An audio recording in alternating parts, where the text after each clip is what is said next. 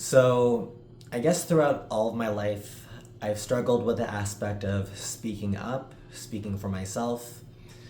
Um, if I were to put it in a metaphysical term, always something to do with the throat chakra, the ability to speak and communicate, especially online or even in person. But I've also struggled with this concept of fire from an elemental point of view. The idea of passion, the idea of drive or will. In my own personal natal chart, it is the thing that I lack the most. In fact, the only thing that I have in any element of fire is my Saturn, which is in Aries. That placement to me means that I'm gonna constantly be working on the faculties of Aries. That is to say, speaking up, the idea of going out there, the idea of simply being and holding space. For the longest time, especially as a queer, non-binary person of color who likes music that apparently I'm not supposed to like, or where I find other people, or I find that there's not that many other people who look literally like me. I just feel like, as my most authentic self, I didn't necessarily belong anywhere. And because of my nature or even the other placements in my chart, there's a lot of mutability, a lot of ability for me to fit in, a lot of ability for me to change myself for other people. But I'm getting the sense that at this point in my life, I really just have to speak up as I am, be honest about my truth, be honest about the things that I'm working on, and just my opinion, myself. I found it so hard for the longest time to speak up. Even the fact that I'm doing this right now, this is a skill that I've had to develop, and I see so many times that there's some things that I have to work on. The confidence in my delivery, the confidence of speaking up, and I know that that's just gonna have to take time. It's gonna take practice and risk looking silly and doing silly things and speaking like a silly person. And that will be fine and okay because life is kind of silly. I am the kind of person that likes to think a lot, or a lot happens more internally. Usually I try to select my words carefully, or like there's this over analysis part that makes me think before I speak, which is generally a good thing, but there's this need internally to be more impulsive. And I mean that in the more positive aspect of it, as in trying to be present, trying to act in the now, instead of thinking about what occurred in the past or too far in the future. I just want to be. I want to be able to speak up about who it is that I am and what it is that I want, and to not have any inhibitions regarding this. So, let me practice that right now. I want to be the equivalent of a shaman for my people. So, the way that I can see myself doing that is through divination, or more specifically, tarot reading, because this is something that I have done since I was 14, and it's something that I know has the potential to heal others and to help guide their minds through different things. The other thing, though, that I believe is free will and agency. So I don't have any interest in controlling people or telling people you have to do this or else, because, again, I just feel like free will and autonomy is so important. The ability to choose for yourself, the ability to navigate life as you please.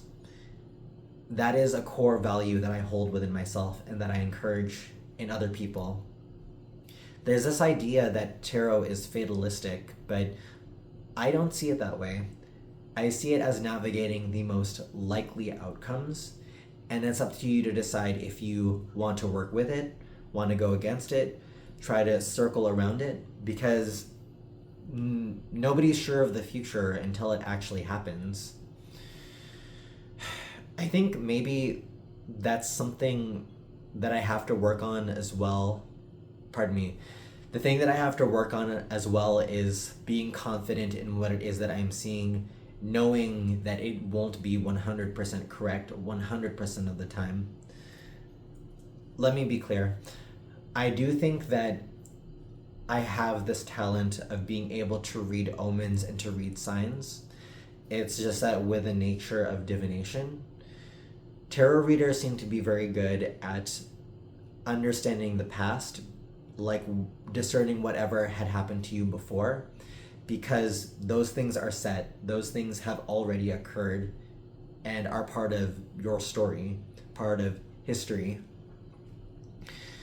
We seem to be all right at navigating the present because it is closest to the now moment.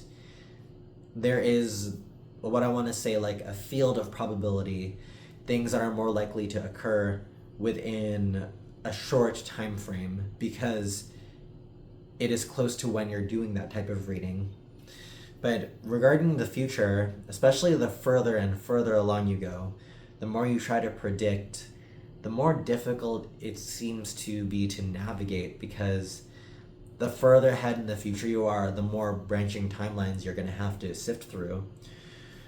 Again, I do believe in a most probable outcome. I do believe that if nothing particularly weird happens, there is a most likely scenario, which is what I think tarot does. When we ask a question, when we get a general answer, or if we're asking how will things go if we approach it a certain way and we get an answer back, it shows us the most probable outcome. Learning how to own that, learning how to speak up about what I see, how I feel, it's always been something that I've been working on, and it's something that I still want to work on, something that I want to be more eloquent at. About myself, I used to perform drag. Specifically, I used to host in drag to help me push my boundaries. And even though I don't host in drag anymore, I still do things regarding performance art and regarding using my voice. And I found that I get better and better at doing it every time. I seem to be good at having one-on-one conversations with people. Like, I'm able to just enter a room, enter a party, talk to people, just have surface level conversations, have it be as deep as the other person wants it to be, and then be satisfied. I've learned how to speak on a mic to groups of people, which is an acquired skill. It was kind of difficult for me, but I think eventually I got the hang of it and I learned how to read the room more carefully.